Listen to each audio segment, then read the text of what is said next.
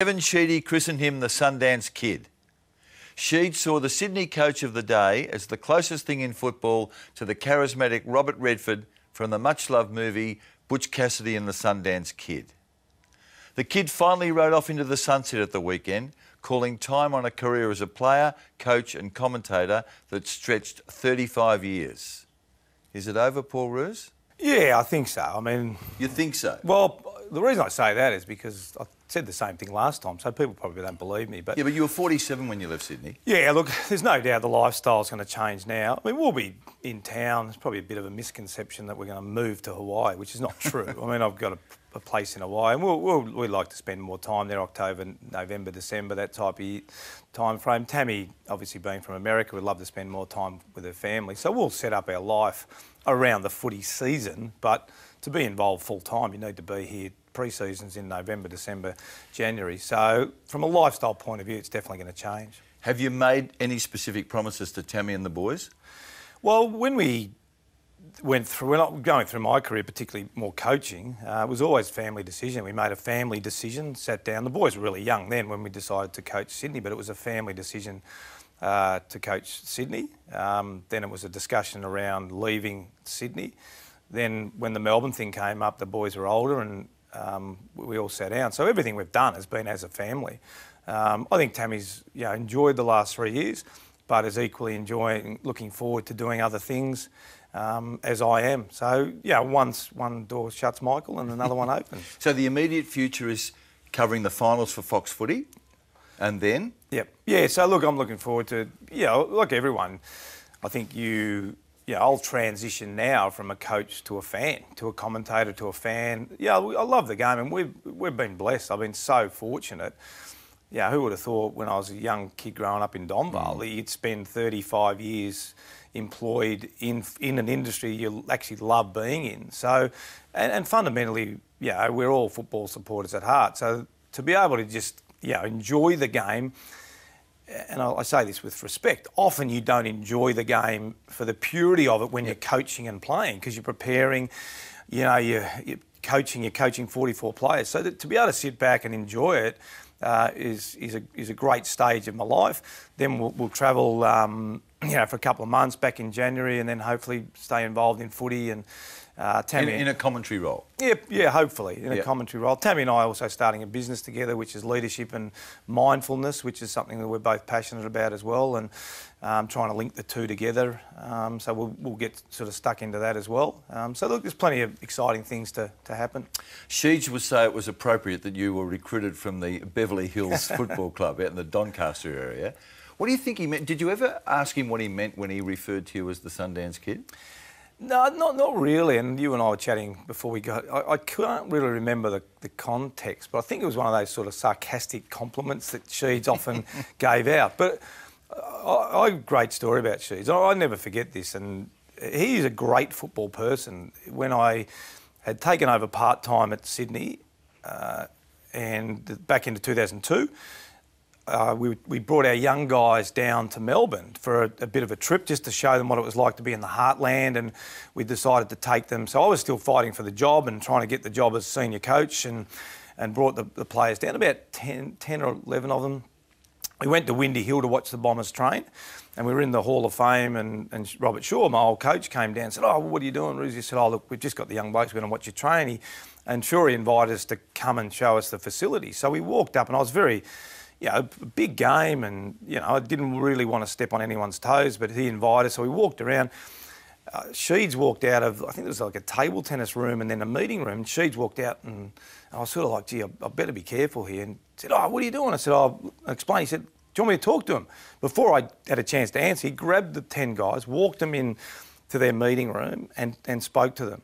I remember, I think it was Hurdy and Dustin Fletcher walked out, looked at me, and I said, "What do you got?" So we're supposed to have a meeting. I said, "Well, he's in here talking to our guys." I'll never forget it. So was that during the season?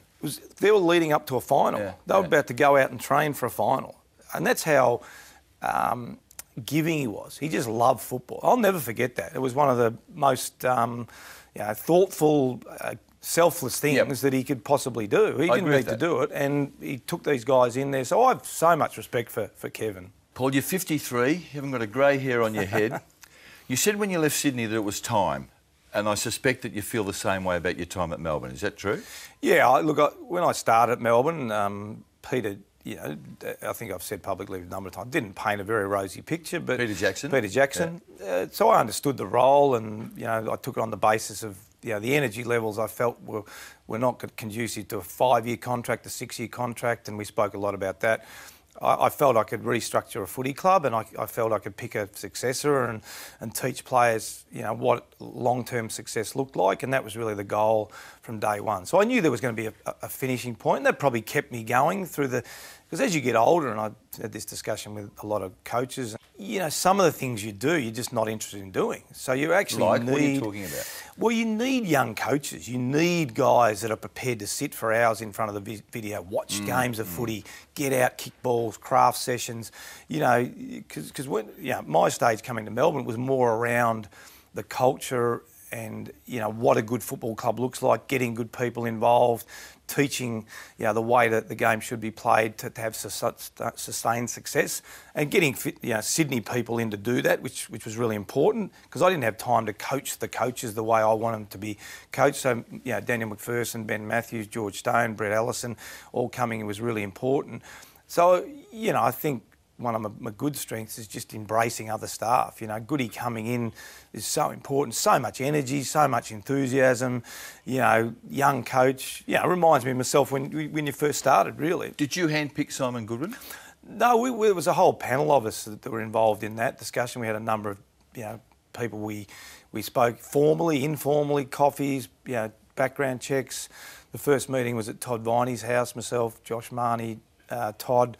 I'd never met Goody before, to be honest, and we walked in, and I walked out probably at that stage thinking that was our senior coach. Just the way. Really? After the first meeting? Yeah, it was, and I must admit, I went in. I don't know why. I went in thinking maybe it's out of courtesy, and sometimes you think, we've got to give this guy an opportunity. So I was going in. I wouldn't say negative, but I was going in pretty blasé about the whole thing. And when I walked out, I knew he was going to be our senior coach. Okay. Yeah. Paul, you left Sydney because it was time. You had 3 years on the couch, freshened up, and then Melbourne landed you. If you have next year out and a Collingwood or a Richmond or whoever came at you with the open chequebook, are you vulnerable or not? As I said, I think the lifestyle change now is going to be too dramatic, in terms of we want to set ourselves up now to be able to go overseas in the off-season, to do some work on leadership and mindfulness, visit Tammy's family more. I mean, she's sacrificed so much, and I think people have been really respectful of that. I think there was a bit of a question, not from everyone, but some people, why would you only do it for 3 years? But as soon as I sort of said, well, look, hang on, I've got a wife that's been in Australia for 20, however many years it is, I think people then start to understand, well, yeah, actually, that's a fair commitment. It's a fair sacrifice. Rosie, you're going to be judged on your body of work at Melbourne, as you should be. And I think everyone thinks that the graph's going in the right direction. But it was a terrible way for you to finish. Now, you may not agree with that, but from the outside looking in, the loss to Carlton and the thrashing and the humiliation at Geelong. Oh, I don't disagree. I'm still getting over that, and it'll probably take me a fair while to do that. But that's the normal course of a week. And then, like everyone, I think everyone generally... the thoughts of supporters or you are not dissimilar to the thoughts of a coach. No, but this is the end for you. And I mean, you might be more pragmatic than I am about that, but this is the final chapter in your coaching career, and it finished in the worst possible way. Yeah. The heaviest loss in your career. And I'm saying I think about it. I don't not think about that. And that's the last game that I'll ever coach. So that's, I can't change that. But there'll be a point, which is not right now, I can tell you, there'll be a point where I will look back and, we'll celebrate the win against Hawthorn and Port and Geelong and the improvement, the dramatic improvement, and the work of all the assistant coaches and the work of Nathan Jones and Jack Watts. It's not quite arrived yet. No. But it will. There's no doubt. No, I understand that. But what did you say to them, in essence, after the game? Well, really, I went back to... one of the things I wrote down after 1998 when I finished playing, never say anything after a game if too emotional. Yep. And I wrote that down And You've often talked about that. Yeah, I talk about that a lot. But this was the end. I mean, straight after the game, I said to Goody, look, you probably need to speak to them. So he spoke to them. And then Nathan grabbed them together and I just briefly touched on it. And I was honest. I said, guys, look, this is the time that relationships get broken. So, you know, look, hopefully, I think I said something like, hopefully this is just part of your journey. You know, and I thank you for your efforts. So it's really pretty simple. You know, I'll be at the best and fairest, and there's always time to... And I think that's more appropriate because the way you're feeling after a game like that, and I've seen it many times, you say something, you can't take it back. Correct. You know, so you're better just to be short and succinct and try and get out and then gather your own thoughts. You've said previously to me that more relationships have been ruined immediately after a game than any other time. Yeah, and that's why when I sat down as a player, I had no idea whether I'd coach or not at the end of 1998 when I retired, but I didn't ever want to forget what it was like to be a player. So I just sat down in my office and I wrote down these things that really stuck in my mind, you know, and I've still got the document. I took it out yesterday when I cleaned out my desk. It's still there. No, the worst part of the week, the most destructive part of the week is after the game, you know, because... No one ever bagged you. You were the Sundance kid. The bakes that we used to cop were fantastic. What, yeah. from whom, Paul? Oh, look... Parko give you a couple? Wolsey and Parko, and that was the way it was, you know, Parko. And my Fitzroy mates just loved it, you know. Like, we played the Bulldogs and Parko would be out there, and he's told the story before as well. I think Maxie Crowe was, you know, 38 and he kicked 4 on me at the Western Oval, and Parko, as he had a tendency to do, would get you in your sights and you'd try and duck and maybe stand behind someone and push. But as soon as he saw you, and as for you, Roos, you're nothing but a loose kick-chasing, non-contact centre back. And he's so passionate about... I love Park. He's so passionate about the game and his veins in his neck. And I took a couple of speckies, as he called them, and he'd be his leg pushed out. And he said, "You took one of these? No, 2 of these." And it's still it's still a source of humour amongst all the Fitzroy players. But the game's changed a lot. It was so much more emotion-based back then because there wasn't time. Like Wolsey, Parker and those guys didn't have time to show us clips of other games and strategies and all those sorts of things. But don't sell yourself short. We've got some vision of you bucketing your blokes at the Swans. Very, very colourful language one day at three-quarter time. Do you remember that? Yeah, it is. Look, footy's an emotional game. But people think you're so calm about it and you're so detached, but is that not true? Everyone's emotional in different ways, you know. I think what I tried to do is be calculated in sending messages, and it didn't always work out that way. I think you could never be over the top all the time because the players are so much more, when I say educated, because of the system. You know, you're actually educating yourself and you want information and you need to know solutions, you know.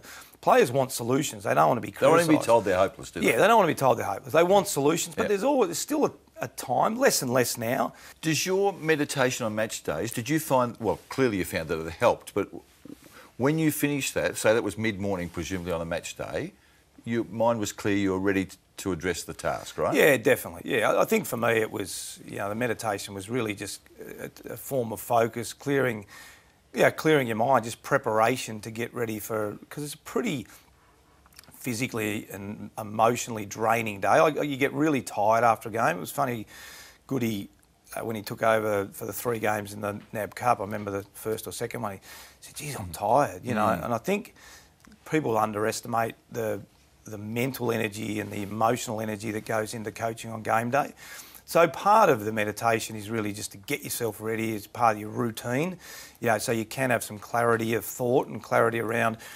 And also, part of the tool is in those emotional moments, it might be like a 30-second reminder of a meditative state when you're walking down onto the ground at three-quarter time after the game. So you sort of, it's a tool that's not just, I don't just use in a block of 20 minutes. Yep. I find that I'm better at it now, that I can actually... And the weekend was a really good... You know, I think... Yeah, I don't know exactly what was going through Peter Jackson's mind or Glenn Bartlett's, but you could imagine the old CEO and the old chairman would want the coach in that moment to get in and rip into the boys and all that sort of stuff. So it's in those moments where you've got to have some clarity around what your message is going to be, you know, and I think that really helps in the real high-pressure moments. I think I know the answer to this, but I need to ask you anyway. Did you feel let down at Geelong? Did you think that the players had failed you? And it's not your footy club, I understand that, but you'd had a very strong bond with these blokes for 3 years. I didn't ever want it to be about me.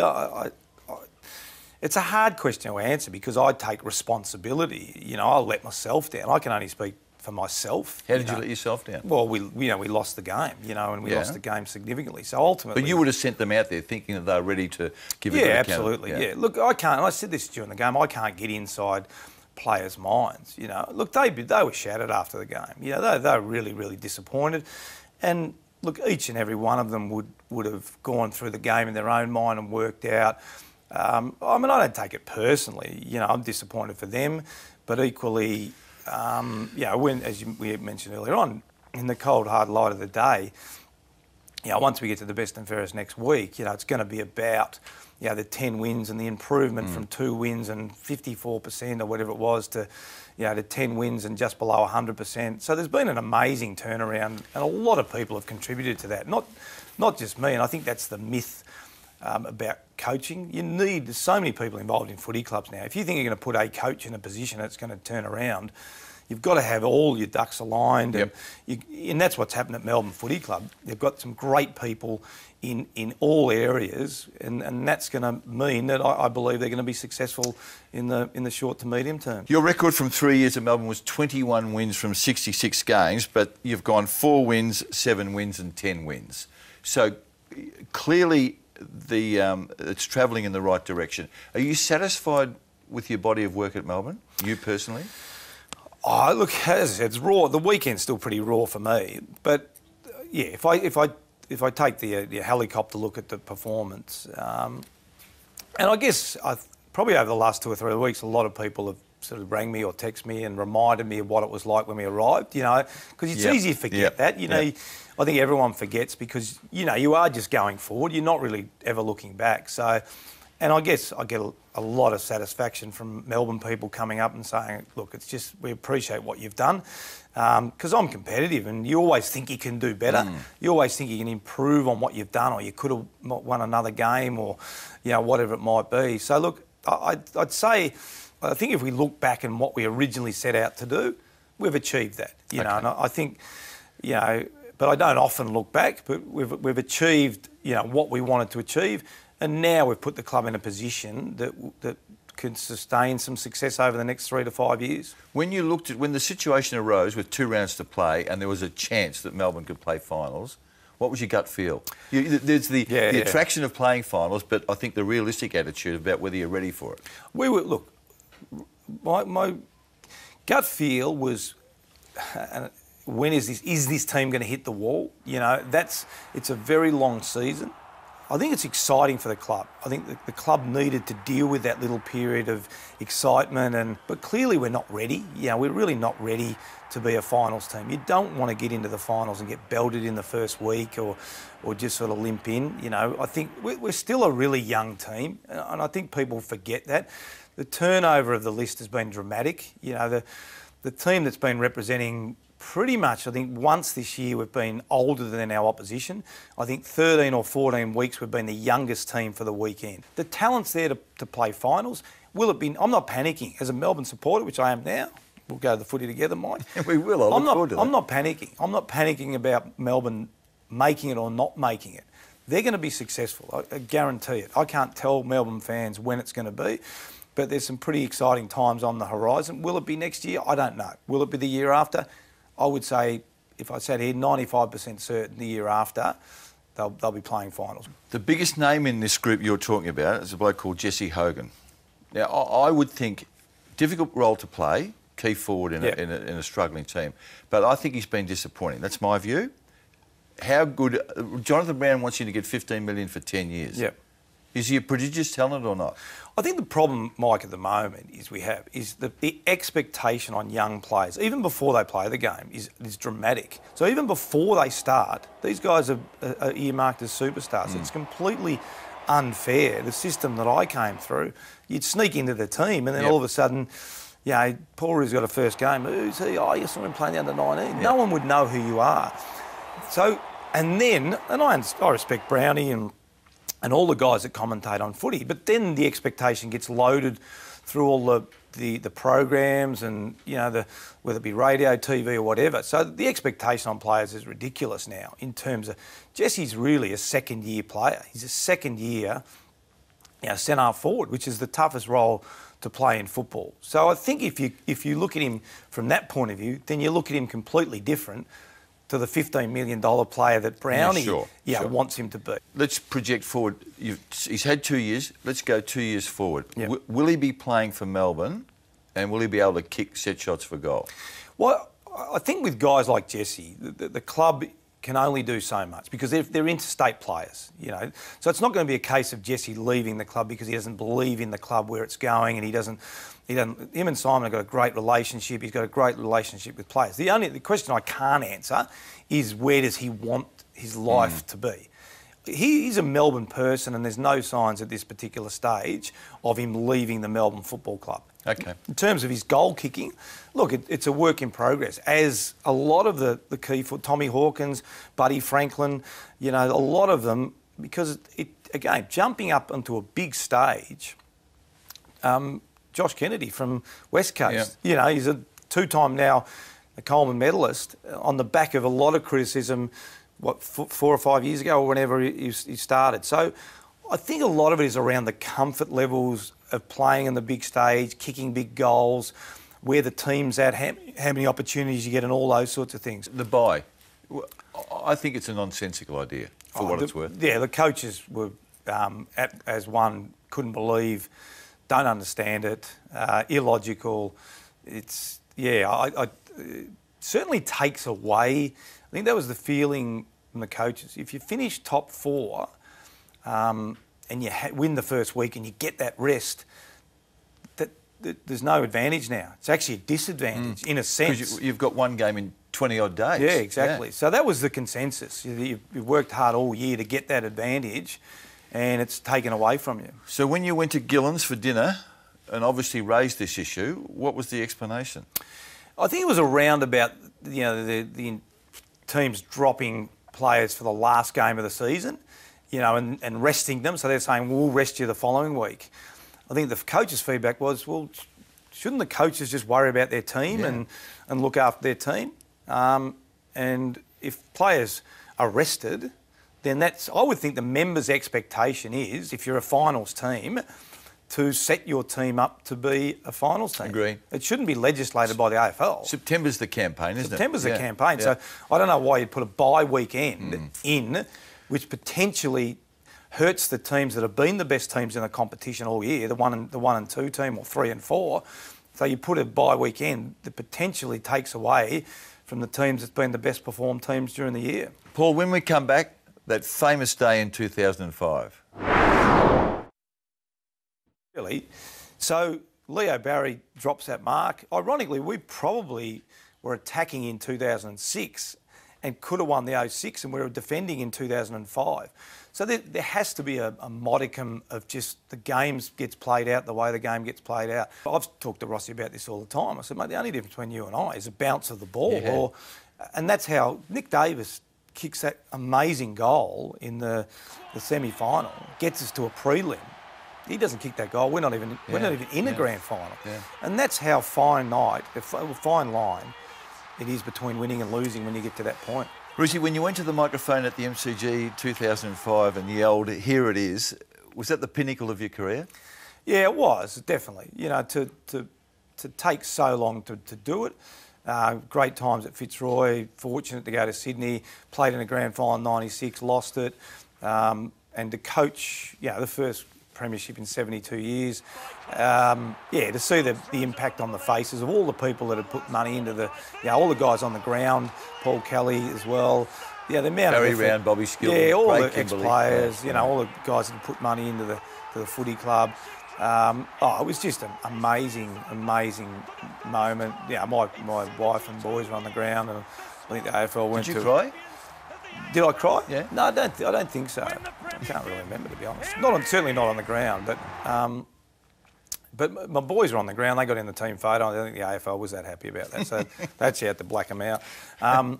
But yeah, look, it's the pinnacle of playing football, and it's hard to put into emotion what that day is actually really like. Let's go to an old wound here. 2005, you play 4 finals. You kick 40 goals in 4 finals. Yep.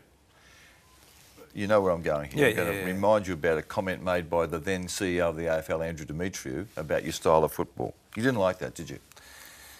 I thought it was strange. I mean, I think as an industry, we should all be supporting each other, you know, as in, particularly being an interstate club. You know, we're an interstate club that's flying the flag, you know, for football in New South Wales. And I think there's also a difference between playing poorly and a game style that doesn't stack up. You know, we were, I think, a reasonably talented team without being, you know, a West Coast Eagles type midfield. And our guys are really honest. I think Kirky called them the Cortinas versus the Lamborghinis or whatever he called them. So we knew what we were as a football club and how we needed to play to win games of football. Our players were really, really clear on that. So there's a difference between playing, you know, poorly and an inability. But I just thought it was a strange comment. It was a much bigger issue in Melbourne than it was. Was it? Yeah, that it was in Sydney. Well, it was a big enough issue for you, Paul, to boycott Andrew Demetriou's appearance at the Sydney Football Club just after the grand final. No. What happened was they'd actually asked me to do a talk for the AFL midway through the year, just after his comments, and I said, well, if that's the way he thinks about it, why would I go and talk to the AFL? Okay, so it was during the season. Okay. Well, why would I go and speak to the AFL? If that's the way the CEO sees me and us as a footy club, why would I go and give a lecture to the AFL people? So I just said to, I think Miles Barron-Hay and Andrew Island, I said, well, I don't see any point in me being there. I mean, there's not a lot of sort of respect or love coming the other way. So it was in season. Okay. Yeah. Did you square it up with Andrew? We spoke, again, timeline is pretty hard to remember. But yeah, look, he came up and we spoke about it. Might have been post-season, I can't remember, or even towards the end of the season. But we spoke about it. You and I did an open mic 6 or 7 years ago. 2 of the things you said there, and the direct quote was, we've played some terrible games of football.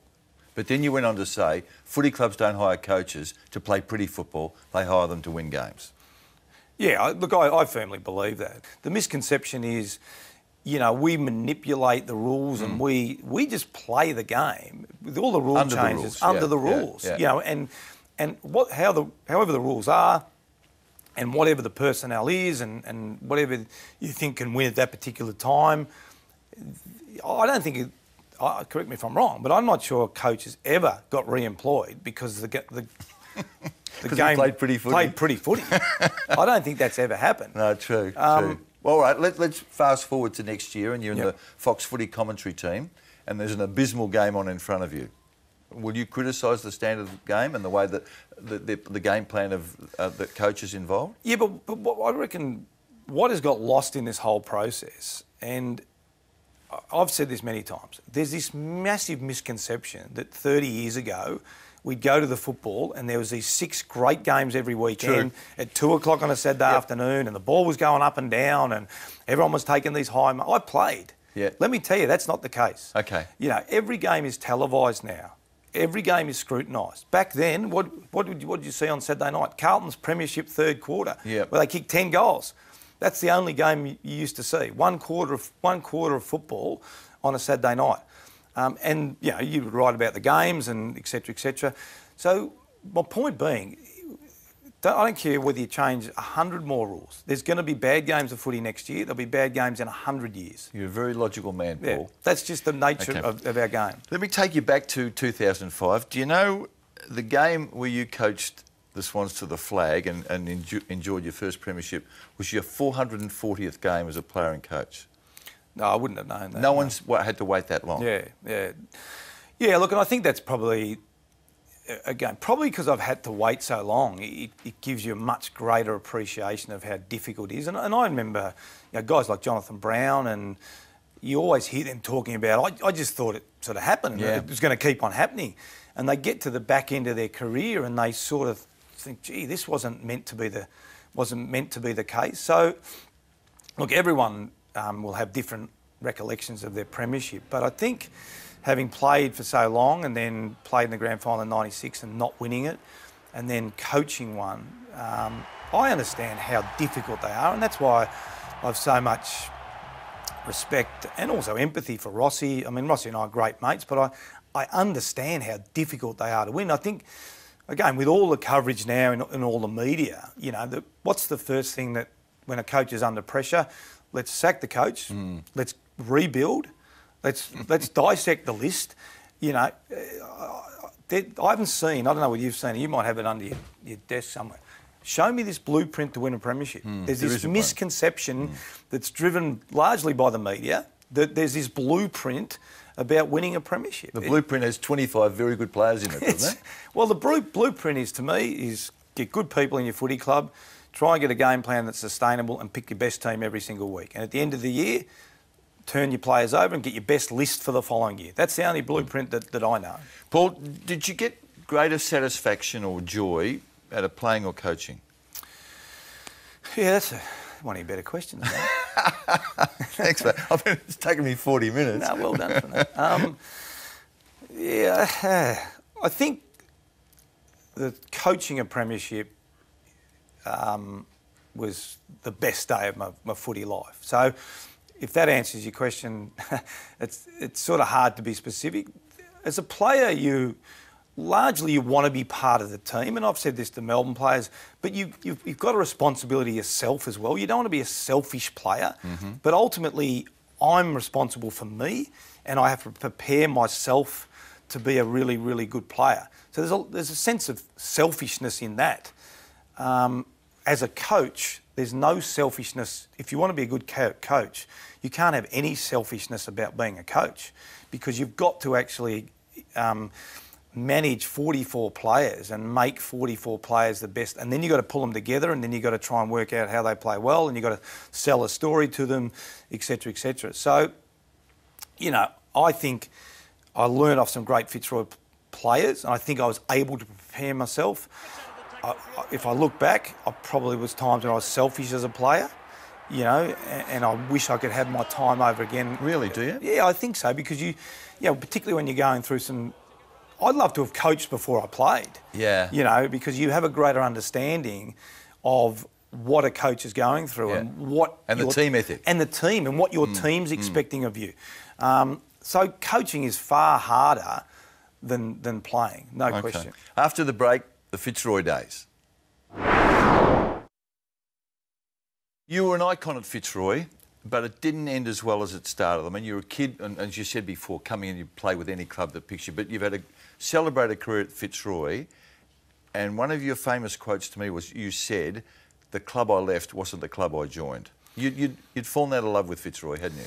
Yeah, it was so different. You know, look, I'm so lucky when I look back on my career now. I owe such a gratitude debt to Gary Wilson and Bernie Quinlan and Laurie Serafini and Mickey Conlon and all those guys that taught me how to be a footballer, how to prepare, how to be great on the field, off the field, how to be a good person. They were terrific people. And then when I look at the end of Fitzroy, it was just such a different footy club. You know, I was captain, I felt like it wasn't my club. I felt like, I remember Rossi and I, and we used to go to this gelati shop in Lygon Street or whatever it was after games, and we'd sort of sit there, you know, with our wives, girlfriends at the time. Gee, what is this footy club? Lynchy had gone, Johnny Blakey had gone, Purdy had gone. You know, this is early 90s we're talking here. Yeah, so I left at the end of 94. Yep. You know, Lynchy left at the end of 93. And I remember saying to him, he came and I could tell how torn he was. I said, mate, you know what, if I was you, I'd go. I said, this club is not... You said to Lynchy? I told him to leave, and I say that because, yeah, he was really torn. I said, mate, you could just see the club was just... Was in his death throes. Yeah, it was in his death throes, and I would have loved to have been a one-club player, and that was one of my goals. Yeah, when I first started Fitzroy, I'd have loved to be able to do that, but it just didn't work out that way. Paul, how wounded were you at the end of 1990? Correct me if I'm wrong here. You're in the States on a holiday. Someone delivers the message that Fitzroy want to cut your pay by 30% and are prepared to trade you to Collingwood. Is that true? Yeah, it's true. I got a phone call from Damien Smith, who was managing me, and he rang and said, look, they want you to take a 33% pay cut, or they'll trade you. And Collingwood have already agreed. So it was almost like, okay, so what you're really telling me is they want to get rid of me. Yeah, that was basically... You were the captain and the best and fairest winner. I was the captain of the footy club. And so the Collingwood people rang me. I ended up flying back to do the trade. No one from Fitzroy rang me at any stage. Collingwood couldn't get any of their players to go to Fitzroy. Trade finished. I actually rang Fitzroy. No one from Fitzroy rang me. I rang, and I said, "Look, what do you want me to do?" And they said, "Oh no, we're going to honour your contract now." And so I jumped on a plane, went back to America. Did you? Yeah. This is not a question. This is a statement. You had to be insulted by that. I resigned as captain. Yeah. Yeah. I sent a. You resigned as captain and stayed as a player. Stayed as a player. I resigned as captain, and that was the year Ozzy was captain. I think Shorey came in as coach. I think it was his first year as coach from memory. So yeah, I was insulted. I was devastated. So you leave after the 1994 season, 2 years before the club goes under. Yeah, it was really hard. I remember being at the front of a house in North Carlton, and a lady come up after I'd made the decision to go, and she was devastated. I said, look, it's a hard decision. I felt for all the fans. I mean, the Fitzroy fans, a number of times they rattled tins and raised money and et cetera, and I don't know if this is a story I've ever told, but I got a phone call. I can't remember the guy's name. And I'd made the decision to go, and he rang me up. And look, there were some great people at Fitzroy, and there was always someone that would bob up out of nowhere and sort of think they could do something. And they were honourable, all honourable people. So I can't remember the fellow's name, but he rang me up. He said, "Look, Paul, we want you to stay." I said, "Look, I just can't see a future for the footy club." And he said, "Well, can you come and chat to me?" I said, "Look, I'll tell you what I'll do. I'll give you two tasks." I won the best and fairest that year, got up on stage, and they didn't have a medal. They said to me, "Can you give this one back?" And I said, "Oh, okay." I said, "Well, I want you to get my best and fairest medal. So if you can get my best and fairest medal, and I want you to prove," because he said, "Look, financially, we're going to be fine." I said, "Okay." And in those days, you got paid, I think, March, July, December. So I said, "I'll tell you what I want you to do. I want you to get my December payment brought forward. So if you can show me they're financially sound and you can give me my best and fairest medal, then I'll sit down and we'll have a chat." So we met at this cafe in Mitcham, I think it was.